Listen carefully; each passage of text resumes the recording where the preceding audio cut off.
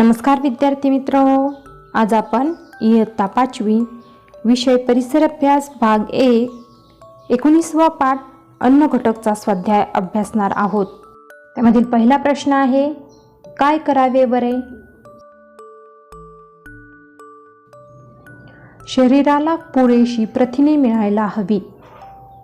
उत्तर, शरीराच्या बांधणीसाठी, वाढीसाठी आणि झीज भरून निघण्यासाठी भरपूर प्रमाणात प्रथिने आहारात असावी लागतात। यासाठी निरनिराळ्या प्रकारची प्रथिने जसे अंडी, मांस, मासे हे मांसाहारी लोकांसाठी प्रथिनांचे स्रोत, शाकाहारी लोकांसाठी वेगवेगळ्या डाळी, दाणे, चणे, पनीर, सोयाबीन हे पुरेपूर प्रथिनांचे स्रोत आहारात असले पाहिजेत। रोजच्या जीवनात मोड आलेल्या कडधान्याचा समावेश असावा।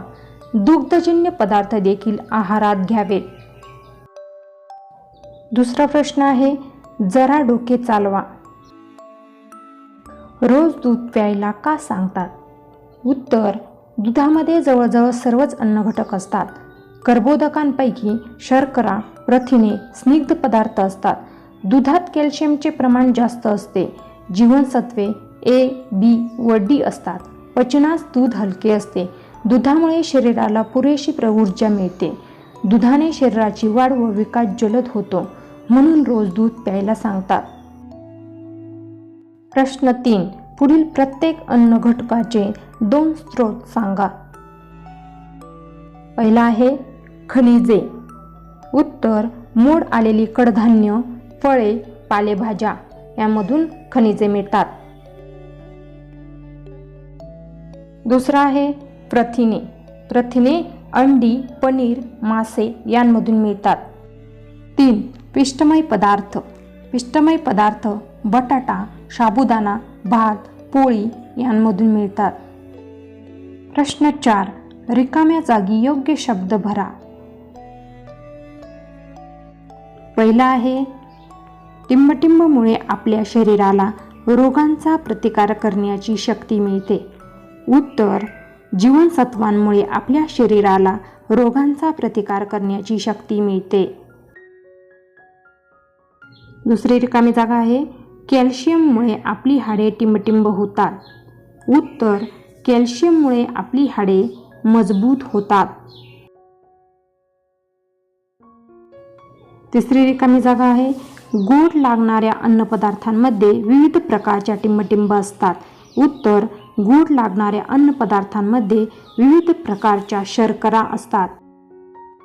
4, सर्व अन्न घटकांचा योग्य त्या प्रमाणात पुरवठा करणाऱ्या आहाराला टिंबटिंब आहार म्हणतात। उत्तर, सर्व अन्न घटकांचा योग्य त्या प्रमाणात पुरवठा करणाऱ्या आहाराला संतुलित आहार म्हणतात।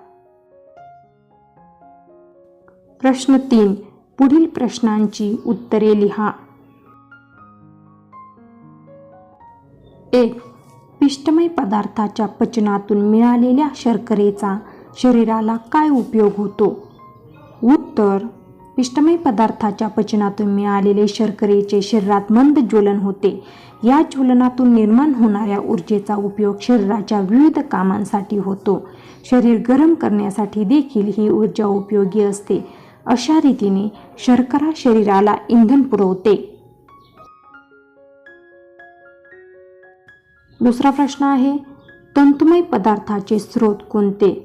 उत्तर, पिठामधील कोंडा, फळांच्या साली, पालेभाज्या, भाज्यांच्या शिरा व धान्य, कडधान्य हे सर्व तंतुमय पदार्थाचे स्रोत आहेत।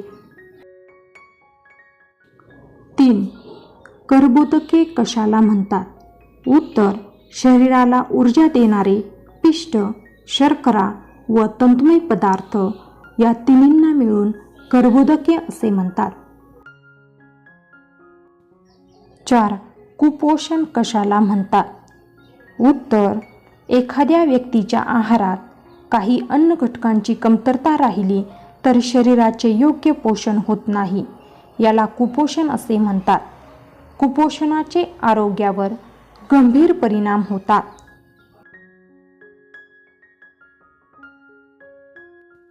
प्रश्न 6, जोड्या जुळवा। त्यामध्ये अ गट आहे, 1, स्निग्ध पदार्थ, 2, प्रथिने, 3, जीवनसत्व, 4 खनिजे, 5 पिष्टमय पदार्थ. आणि ब गट आहे अ ज्वारी, ब तेल, क धान्याचा कोंडा, ड कडधान्य, ई लोह. आणि त्यांच्या योग्य जोड्या आहेत स्निग्ध पदार्थ, तेल, प्रथिने, कडधान्य, जीवनसत्वे, धान्याचा कोंडा, खनिजे, लोह, पिष्टमय पदार्थ, ज्वारी. याच्या योग्य जोड्या आहेत.